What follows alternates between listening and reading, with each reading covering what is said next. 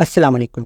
इस वीडियो में हम कुछ ऐसी जगह देखेंगे जो कि पहले तो बहुत ज़्यादा आबाद हुआ करती थी, लेकिन फिर किसी न किसी डिज़ास्टर की वजह से ये जगह वीरान हो गई। मतलब वहाँ से लोगों ने एवैक्यूएट कर लिया, यानी कि वहाँ से लोग निकल गए और ये जगह वीरान हो गई और अब ये कोस्ट टाउन बन चुकी हैं।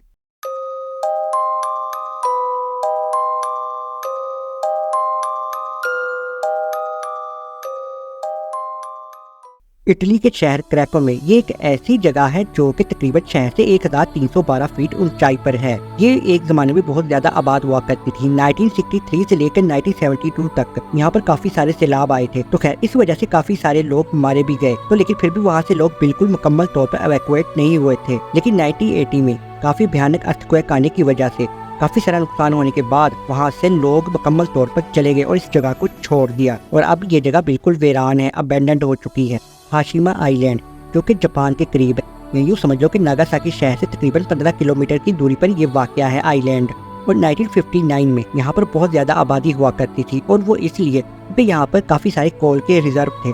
लेकिन जब इसको आहिस्ता आहिस्ता कोल को निकाल लिया गया तो जाहिर है कोल के रिजर्व भी कम होना शुरू हो गए, जिसकी वजह से लोग इस जगह को छोड़कर जाने लग गए। गवर्नमेंट ने कोशिश भी की कि कुछ बिल्डिंग को दोबारा आबाद किया जाए, लेकिन जब ऐसा नहीं हो सका तो इस जगह को बंद कर दिया गया और इस तरीके से ये आइलैंड वीरान हो गया। प्रिप्याट यूक्रेन, ये असल में टाउन यूक्रेन में है। इसी जमाने में यहाँ पर तकरीबन 50,000 के करीब लोग रहा करते थे। लेकिन फिर खैर 1986 में यहाँ पर एक जाना माना डिजास्टर हुआ जिसे कहा जाता है चेरनोबिल न्यूक्लियर स्टेशन एक्सप्लोड। मतलब यूँ आप समझ लो कि एक न्यूक्लियर प्लांट फट गया था, जिसकी वजह से काफी सारी रेडिएशन हवा में रिलीज हुई थी और लोगों को फोर्स किया गया था कि यहाँ से निकल जाए, मतलब इस जगह को खाली कर दिया जाए। तो इस तरीके से ये जगह घोस्ट टाउन बन गई। नॉर्थ ब्रॉडर आइलैंड न्यूयॉर्क, अब ये जजीरा असल में न्यूयॉर्क के करीब है। इस जजीरे पर इन 1800 में यहाँ पर एक हॉस्पिटल था उस जमाने में, और यहाँ पर ऐसे पेशेंट्स को रखा जाता था जिनको क्वारंटीन कर दिया जाता था और किसी न किसी बीमारी की वजह से, जैसा कि स्मॉल पॉक्स, टाइफस, ट्यूबरक्लोसिस या येलो फीवर।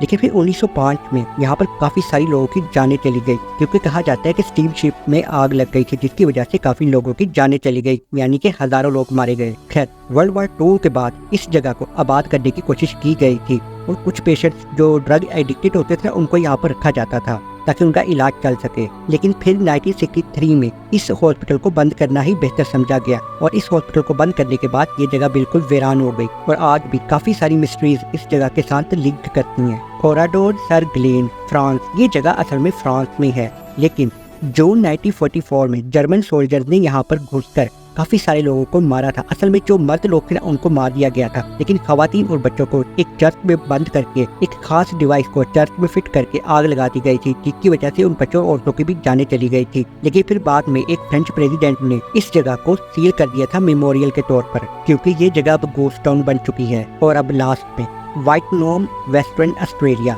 ये जगह 1950 से लेकर 1960 के दौरान काफी आबाद हुआ करती थी और यहाँ पर माइनिंग हुआ करती थी, लेकिन खास एस्बेस्टोस, या यूँ समझ लो एस्बेस्टोस असल में कुछ मिनरल्स ही होते हैं जो कि जहरीले थे, जिसकी वजह से लोगों की जाने जा सकती थी।